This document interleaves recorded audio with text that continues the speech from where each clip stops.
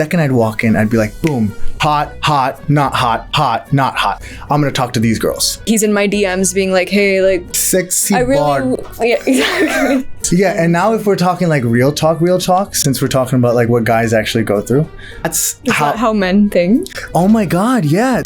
But a lot of women seem to still be drawn to bad boys. Being dangerous is important.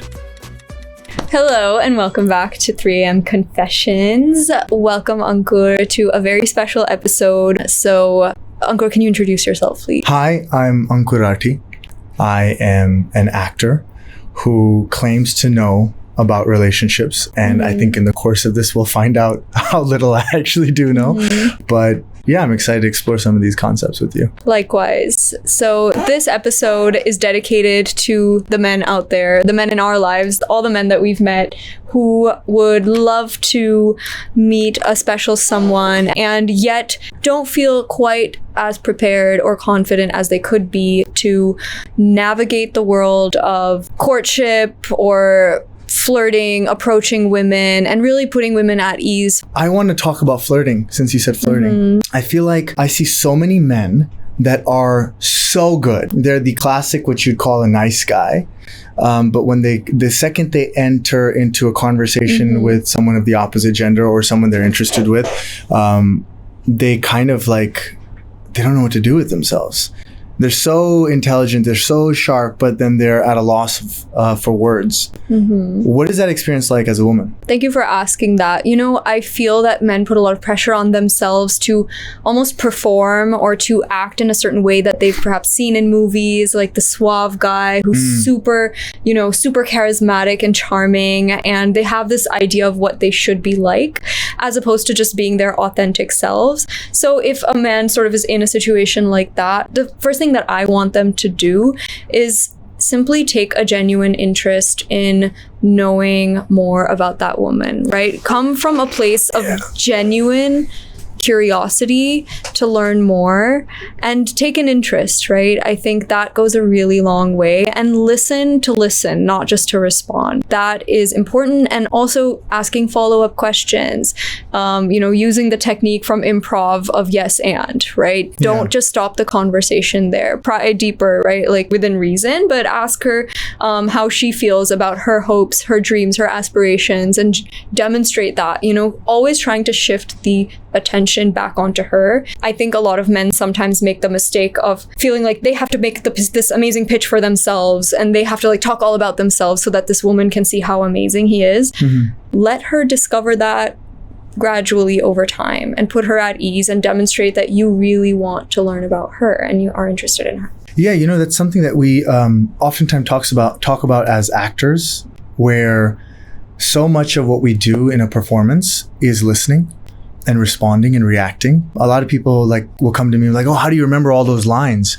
It's actually not about learning the lines. That's the kind of easy part of the job. The hard part of the job is listening with such intensity, with really paying attention so that it inspires your next line. Instead of me acting like I'm listening and waiting for my next line to come. I'm sure you've probably experienced that, right? When you're talking to someone, you can see their eyes kind of glaze over. They're not really listening to you. They've already got the next thought ready to go. My wife accuses me of that a lot. We all have scope to grow. We all have scope to grow. Yes. That's right. But yeah, I think you're so right. I think a lot of flirting is listening. Yes. I think about also a lot of flirting happens in the silence and in the moment before an answer or a question. So whenever I'm doing a scene that's an intimate scene, let's say, especially if I'm doing it with a co-actress this is her first intimacy scene on camera. One thing that often happens is okay, is scene mein hame kiss karna hai, hame ye karna hai, wo karna hai, right? And so second the director calls action, suddenly she's just kissing. And kiss, because on the script it says the two actors kiss. that's not really sexy. If you actually look at like some of the most magical, sexy moments on screen, it's in the moment before the kiss. It's when those lips are like lingering just an inch or a centimeter away from each other. And there's that mystery and that question of what's going to happen, the unpredictability of it. And I feel like flirting is no different. It's like the staring and looking into each other's eyes as you're listening intently and not feeling this pressure to suddenly respond. It creates a sense of mystery and an immense presence of mind to see where this chemistry is going to take us. Sure. Have you ever experienced that? Absolutely. I feel like so much of human attraction is at the subconscious level. It's also at the body language level, you know, so it's often not about what someone is saying, but how they've carried themselves and how their body is communicating to me, right? Are they open, right? Are they sort of maintaining strong eye contact and intently listening, but, you know, maybe having reactions, right? Smiling at what I'm saying or demonstrating through body language that they are interested in me, right? Not just through their words. And what I want to ask you as a guy is, you know, where do you draw the line between like eye contact and then just like creepily like staring? Because I've had guys literally like be staring into my eyes while I'm speaking, and regardless of how attractive or not they are, like it's too much. And I can see that someone at some point in their life told them that women find eye contact attractive and they went way too far with it. So what would you say to that? You know, I'm just gonna throw it out there. I think a lot of it has to do with like the hypersexualized culture that we live in. Like, I think porn has a lot to do with it. I think that the objectification of women and their bodies is just so rampant that as men, we're trained to objectify them in a weird way. I still remember I was in high school and a hormonal teenager and just learning how to flirt. Right. And I was like, oh my God, this is so exciting. And I'd like walk into a room, and the second I'd walk in, I'd be like, boom, hot, not hot, not hot. I'm going to talk to these girls. Like is that how men think? Oh my God, yeah. That's how men sometimes think. It's atrocious. And thankfully, I'm not like that anymore. But it took an active effort. And it's going to sound super corny, but at the time, also it's like, you know, it's hormones, it's biology. Your mind is like constantly in that zone. And I was like, eventually I would realize when I'm stepping into rooms, this immense amount of restlessness. My hands are sweating, my heart is racing, and I'm just like, I gotta go talk to her, or I gotta be in proximity to her, or I want to go, you know, do this or do that or whatever.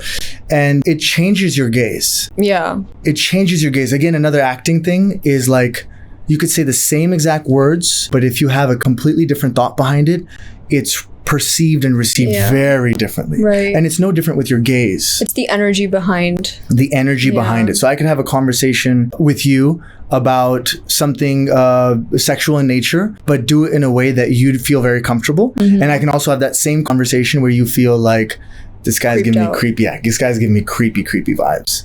So I did this really stupid, corny thing, but it worked for me. I was on a spiritual journey at the time. I was like 16 years old, and I decided that I want to get rid of this restlessness, and I'm now going to see the Divine Mother in all the women that I come across. Yeah.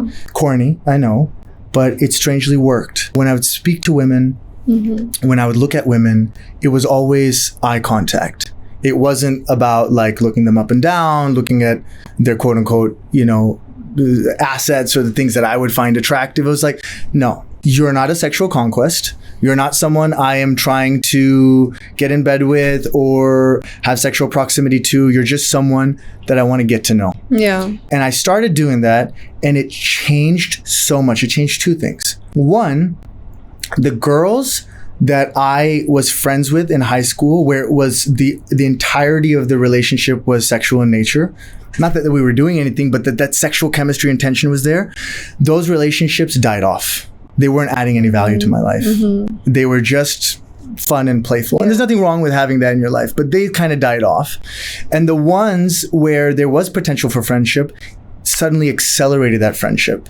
Suddenly there was so much more depth to explore. Yeah. And that was a really cool thing. And so I think for a lot of men right now who are watching too much porn, who are or constantly in this mental rut of looking at women in that way, to consciously shift and be like, hold on, she's a human being first. She's a person that I want to get to know first. Let me try to build a friendship. Let me get to know her on a personal level before I just jump in and try to pounce on her. I can share from a woman's perspective that as someone who moves through the world and is constantly objectified by everyone, like it's the norm for people to be interacting with you at that level and you're essentially used to it. It's extremely refreshing to engage with someone who wants to just know you for what's in your heart, what's in your mind, and who is not, it's so disappointing when like I have a conversation with a guy who I think respects me or who I think could possibly be my friend, and then like I turn around and he's in my DMs being like, hey, like saying something so it's like you up, or like, oh, nice pic, or something where I'm like, wow, I really yeah, exactly. Hello dear, like I'm like, again, hit me with the hello dear, man. I love the hello dear. The hello dear is great.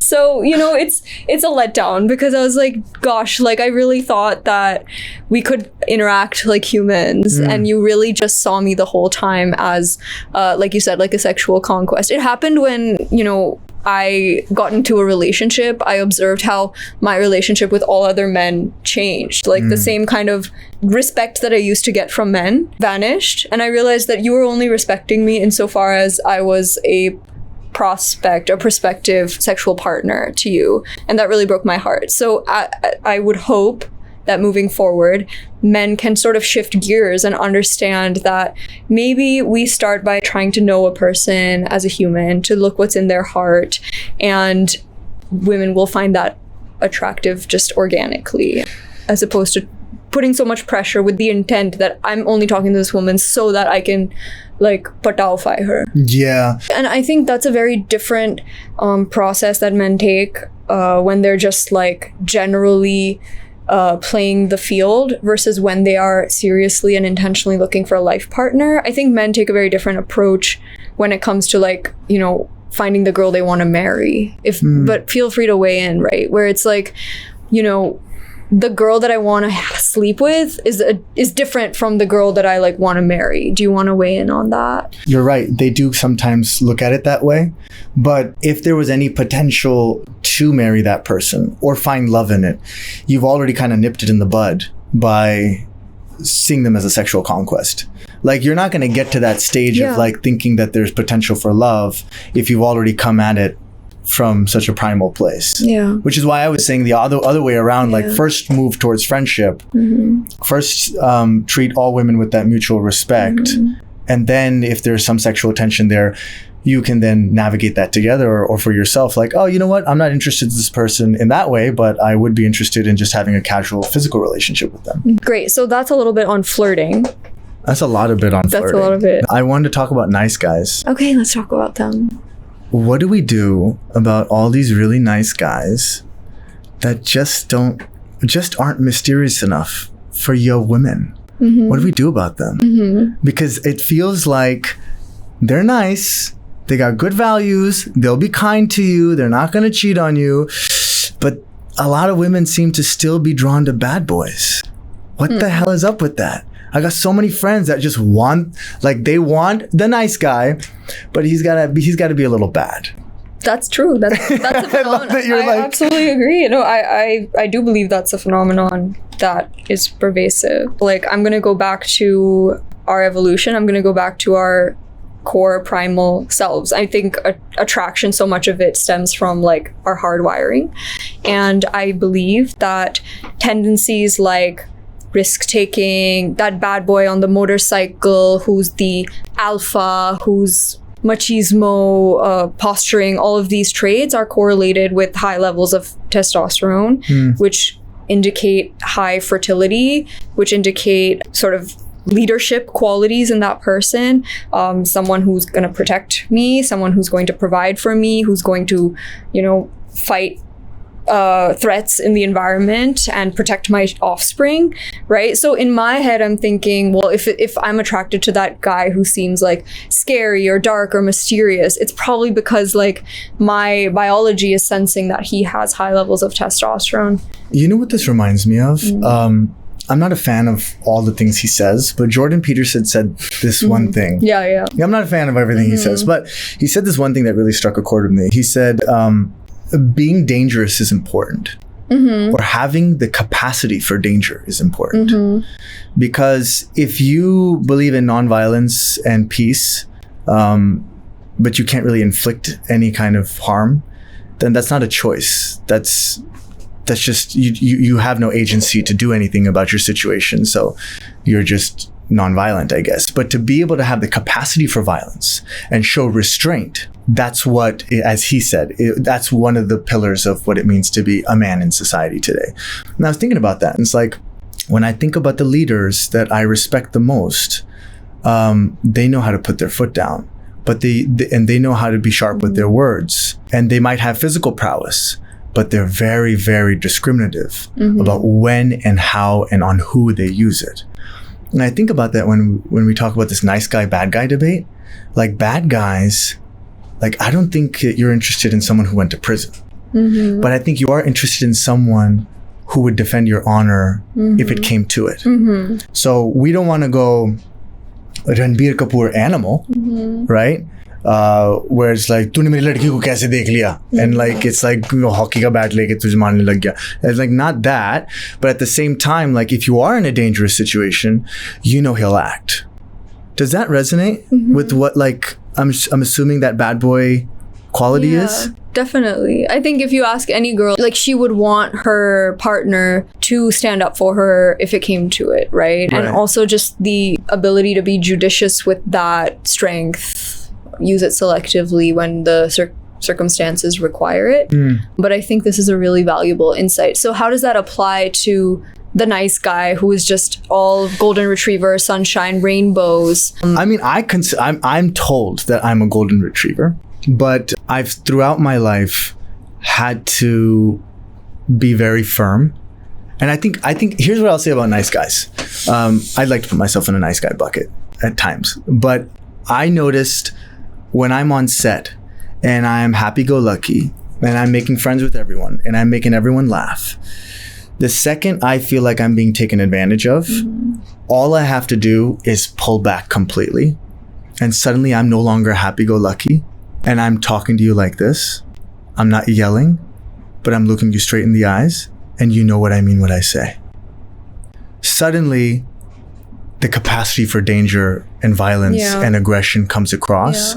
I think, like, understanding that balance is important for men, especially for nice guys, so that they're not taken advantage of, and so that their partner knows that, like, they mean business. They're not a pushover. They're not a pushover. You're not like, so I think there's a difference between being a nice guy and being a doormat that allows others to walk over them, because that indicates that, well, you're not going to you're not standing up for yourself. You don't respect yourself. Like, how are you going to stand up for me? Right. You know? So I would love for the quote unquote, the nice guys who feel that they're not succeeding because they're too nice, to reflect on where they need to be setting boundaries in their own life and cultivating those qualities of self-respect and standing up for themselves when necessary. And by all means, be a nice, kind person. Of course, all women want you to be compassionate and sweet, but not to the extent that you allow others to disrespect you and do nothing about it. You know, I feel that's not a very attractive quality. Or to be so people-pleasing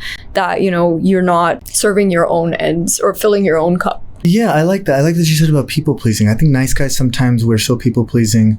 It's like we want to say yes to everything, but I think there's something really sexy about a man or a woman who knows themselves and says, no, I'm okay. Or sets a boundary. I think that's super important in a life partner. Do you think that a lot of the things that attract women to bad boys outside of this, you know, protective, danger, testosterone kind of biological argument that we're making also has to do with mystery? Like, there's something about the drama and the unpredictability of not knowing what move this guy is going to take. It's a chaotic neurochemical cocktail when someone's mysterious, because you don't know what their next move, you may not know move is, or you may not know where you stand. There's some ambiguity, some uncertainty, and we kind of get addicted to that, right? Because we get that dopamine hit when they give me attention and then they pull back, right? But I don't think that's very healthy basis what of like do we do a about long-term that? relationship. Like I think the mysteriousness is good for like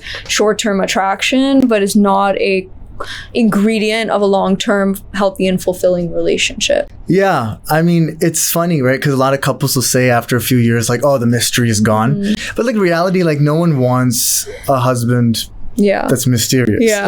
Like I don't want to be on my wedding day texting him like, we still on for today? Yeah, like, we still on for today? Like you do you like me? Girl, I married you. Like, yeah, but do you still like me? Like, I don't want to be feeling like that. You don't want to feel that way. And also mystery in the sense of like, you kind of want to know everything about your partner. Like you don't want, like, he's like, oh, I'm gonna go out and get dinner with a friend, and you're like, oh, who's this friend? And it's like, oh, don't worry about it. Like that's not gonna fly after a while. Exactly. Like you want to know who your person is. Yeah. But I do think there's something to be said about like nice guys maybe not just being so forward about like, here's everything you need to know about me. Here's everything like right up front. Like ask me any question. But I think that comes into that boundary territory. It's like you set the boundary and you are going to automatically create a little bit of mystery there. 100%. I think guys I've talked to in the past too, like what I've understood is that they will withhold certain like very vulnerable parts of themselves until they're very sure of a girl, right? Like I'm not going to open up this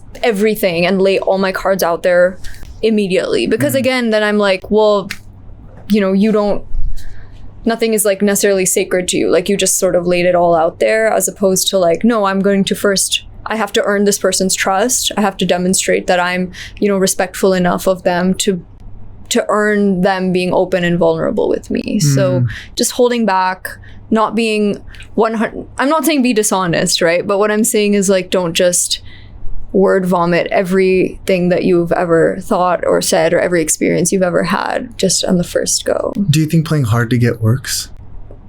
Don't give me the Verona mature answer. I want to know like the honest, like in your life experience, in your friend's life experience, do you think playing hard to get works? Now, it depends on how you define work, right? Because what is your goal with playing hard to get? First of all, you're playing a game, straight up. I think playing hard to get will likely get the other person hooked onto you, like attached in a certain way. Like, I mean, I've had this experience too, where if someone's doing hot and cold or is sort of making me chase them, then I'm like, oh, you know, I start becoming obsessive over them. But it has never translated into a healthy relationship, because there was always a power dynamic here of like, well, this person could just pull away at any time. They're hard to get, right? Like I need to constantly be proving myself. I need to constantly be pleasing them to earn, you know, sort of their attention. And so, yeah, I mean, it can work if you want someone to become obsessed with you, but can it work to have a healthy relationship? I would actually say no. Yeah, I would agree that long term, that's like, no one wants to play hard to get. Like, it's like if I'm going to be in a relationship with you and I message you, like, respond like now. Don't respond in an hour or 2 it's hours. not about the speed of the text, but it's about deliberately withholding access to yourself and not being very upfront about your intentions, right? And not being clear from the get-go of what you're looking for. I think hard to get works. I'm sure it does. Yeah, I think it works initial stages of courtship, because it's like by creating scarcity, you increase desirability, right? Like that's basic psychology, right? And so sometimes I think like with men that are just like maybe too available all the time, it loses value. Your presence loses value if you're just always there. Yeah, and I think also like hard to get doesn't have to be just like in terms of like whether you are available, but it could also mean like the difference between, oh, are you free? I'll come to you every time. Right? Every time, like, oh, you're free now? Sure, I can move my schedule around. I'll drop everything and come to you. That's also a part of it. It's like, no, you know, you also, let's not call it hard to get. Yeah, I don't define that as hard to get. Yeah, I feel like you also need to respect who you are and let the other person meet you halfway. And if they're unwilling to meet you halfway, then they're not the right person for you. They're not as excited about you as you are excited about them. Yeah. A big thing I think I learned while dating in my 20s was to have my own life and to prioritize that over everything else, because I know I'm going to be the greatest love of my own life first and foremost. And if someone else fits into my life. And that doesn't mean I'm not flexible with my schedule, but that doesn't mean that I'm going to deprioritize my sleep, my health, my workout, my work, just so that I can give all my attention to this man. Right. Or even mentally, right? Like even if I'm at work but mentally I'm checked out, I think that means that energetically I'm so focused on him, that person, and I think that was a big mistake and it's something I would not do in the future. I think our endeavor is to bridge the gap between genders because we view the world so differently. We have such vastly different experiences and lenses that it really helps me to understand that, okay, well, that's the instinct. So I get that. Now I can act accordingly and not directly dismiss a man because I saw him glancing in a direction that I didn't like, you know. So that's the goal. Yeah, men are from Mars, women are from Venus. We're such different creatures, and I think the more we strive to understand each other, the better we can coexist, because unfortunately that's something we have to do. I like the way you said that. I feel like we can end on that. That's really good. Okay. Thank you for watching another episode of 3am Confessions. If you enjoyed this conversation, do be sure to comment below. What do you think about anything we've discussed? Like this video, share it with your friends, and subscribe for more such scintillating content. Ooh. Thanks. Thanks, guys.